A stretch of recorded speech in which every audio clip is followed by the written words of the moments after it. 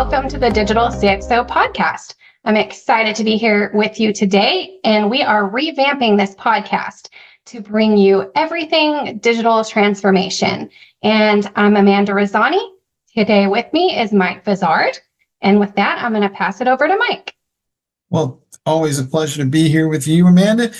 I guess what I really want to dive into early here is, what is the current state of digital transformation? And I'm asking the question because, well, before we encountered some recent economic headwinds, it was all about, we're going to create some amazing new process or application that was going to drive additional revenue opportunities for organizations. And a lot of times we had specialized units created for this whole thing. And now fast forward to where we are today, people are a little more circumspect about the current state of the economy. I don't think we're in a recession, or maybe we're in certain parts of the world, but right now it seems like there's a lot of people struggling with how to implement all this stuff successfully. I think a lot of it is ultimately comes down to, it's a massive exercise in change management, and it's not clear to me that people fully anticipated the cultural issues. I think they wrap their heads around the technology, but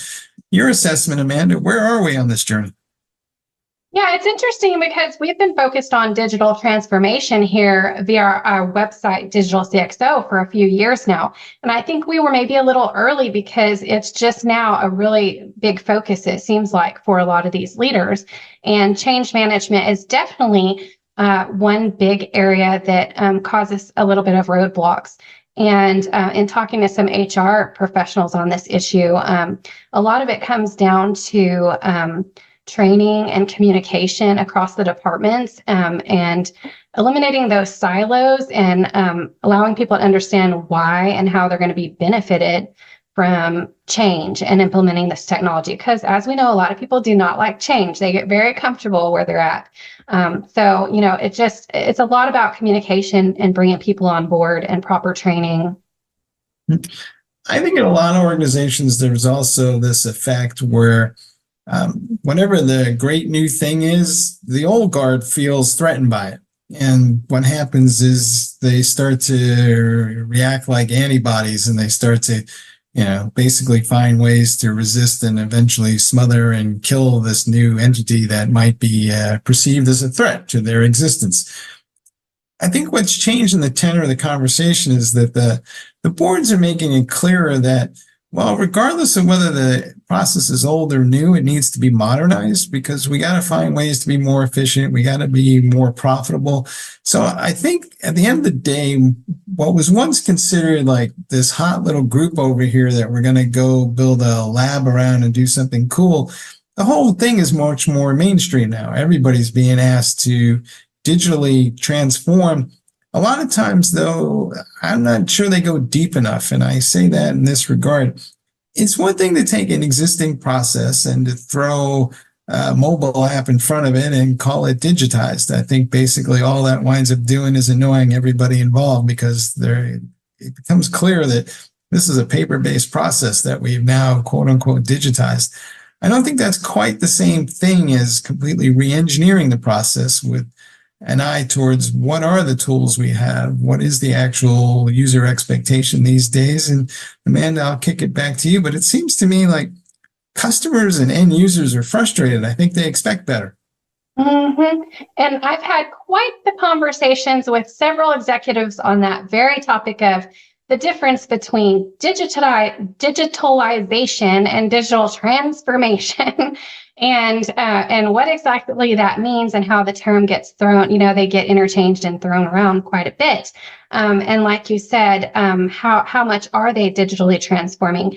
And at the end of the day, it really comes down to two things, which is money and better profit, margins from digitally transforming, and then customer experience, which customers are expecting more and more ease of use and better CX. So those are the two main reasons people are, digital leaders are looking to transform and provide better customer service and experience, and while also cutting cost and saving money, and also time efficiency.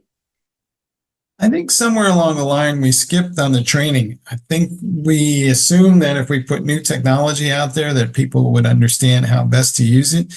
In reality, I'll give you an example. Went to the doctor this week and showed up and filled out the exact same form I've always filled out, albeit on a mobile computing device. Checked off the same boxes I always check off, and I get that some of that may need to be updated, but clearly a lot of the information was stuff that they already knew, and they could have just theoretically repopulated for me. And I guess there are some HIPAA regulations that might get in the way of completely doing that, but it could be a lot better experience. The other issue is it's been a year since I visited the doctor. I think I sent them 4 or 5 email messages to their portal, the one that they set up for this specific process, and no answer all year long. So basically, this is roughly akin to me taking my car in for a tune-up, other than the fact it's a human body. And I probably will not talk to my good doctor for another year. And, maybe there'll be some test results someday that I might see. But frankly, I've taken other tests and never seen the results. But I guess if nobody ever sent me the results, all things must be okay. I suspect I'm not the only one having this kind of experience. So we need to do better, just as the way we treat people, because otherwise they're going to eventually go somewhere else, right? Yeah, so big case in point. So they digitized the process, but there was no digital transformation in the customer experience.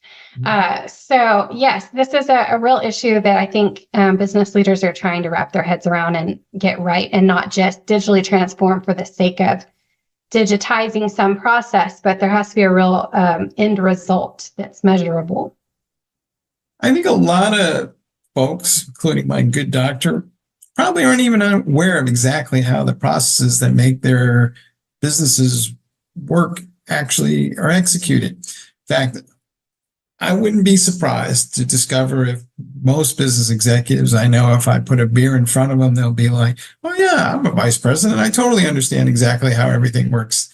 And then I put 2 more beers into them, and I will find out that there are more exceptions than there are rules to this process. And they're not entirely sure who's doing what, when, and how the back end of this whole thing works. There's usually a few folks deep in the organization that have a good handle on exactly what's happening, when, and where, but they're not in charge of making decisions that change my outcome. They're just executing it. So do we need to have a bigger conversation about how businesses are run?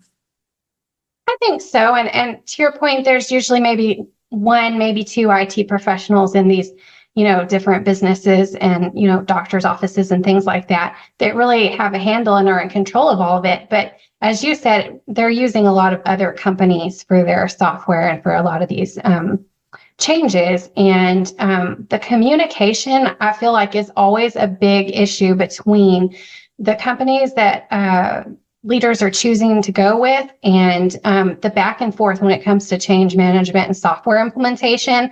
There's always just a lot of, usually arguing and stress as they try to get the programs to work how they want, and, trying to communicate with the people who know what's going on as they're working with all these different companies with all this different software is a real issue.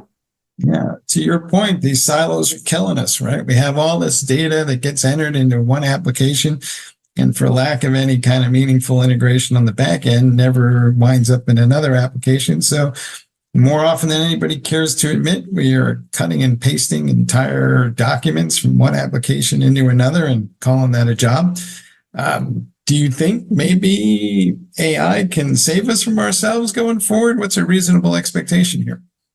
Definitely. I mean, AI is a whole nother tool in the box now, especially when it comes to digital transformation. And there are so many use cases for it. And I have been seeing a lot of content around how to harness AI for data management. I think that AI is definitely going to be utilized more and more in the data realm. I hope so. And I'm also hoping that maybe things will become less complex, not to beat up on the medical industry, but when I get a report today from them on any level, it's about 30 pages deep, and I have no idea what any of it means. So basically, I'm waiting for someone to send me an interpretation. I'm kind of hoping that one of the benefits of Gen AI, if we can figure out the privacy issues, is that I'll just get a summarization, very neat, maybe, 3 paragraphs at most that tells me exactly what I need to know, what maybe is actionable here and, what I might be able to do about something, because otherwise I'm just kind of scratching my head half the time. Absolutely. That would be a great use case. As we think about all this, is there a way to maybe, I don't know, put everybody who's in these digital business initiatives and the IT folks that work with them? I think they need group therapy. I think we got to put everybody in a room and kind of let them hash out these things. I think there's a general expectation where too often people are yesing each other to death and everybody's saying, oh, absolutely, we can do this. It's a grand vision. And the execs go off and present something to investors and shareholders. And the folks who are executing this stuff know that, there's a lot of gremlins in the way between the vision and the reality. So maybe we should have a giant moment where we say to everybody, hey, let's level set our digital business transformation expectations and initiatives here in a way that are reasonable. And let's not point fingers at each other. Let's just figure out how we're going to move forward, because I think a lot of folks are just afraid of getting blamed. Yeah, absolutely. And I think part of it too is, a company chooses a company to work with, and that company wants their business and they offer very unreasonable deadlines. Or the other company expects it to be done in a very unreasonable deadline. And then that deadline comes and goes multiple times. And there's a lot of back and forth. And I think a real problem too is all of the staff changes and the skill level of the different staff that come in and what they can handle, and all this communication back and forth.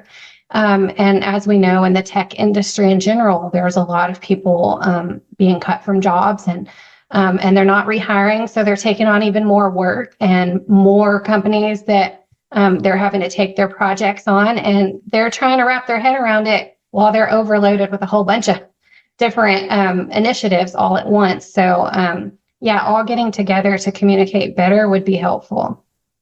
Almost seems like to me there's this weird vicious cycle that goes on. And it's difficult if I'm an established player and I have some processes that the entire organization knows and implements and we've been using for years to transform.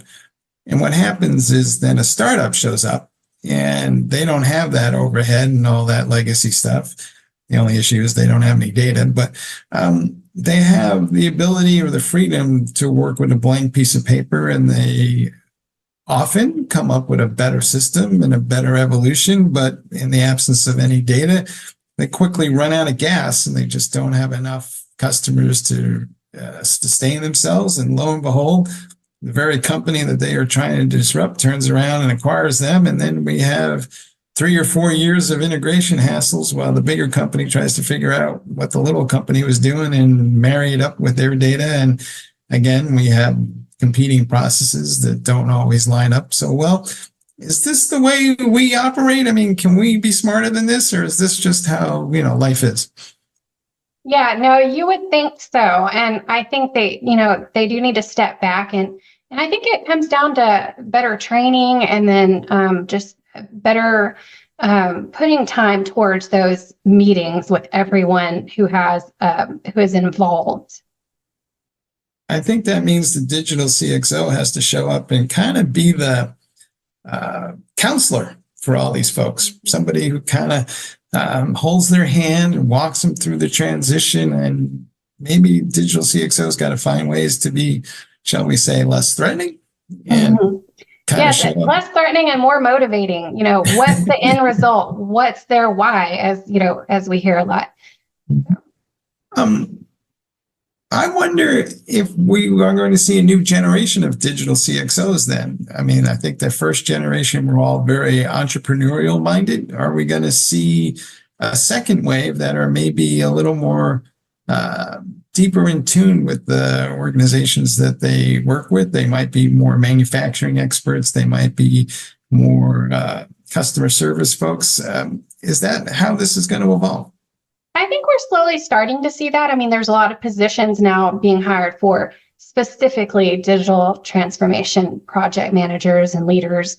And I think breaking that down into people with those skills and abilities who also are deeply within whatever industry it is, like you said, whether it be manufacturing, healthcare, whatever it is, they need to have a good skill set in both.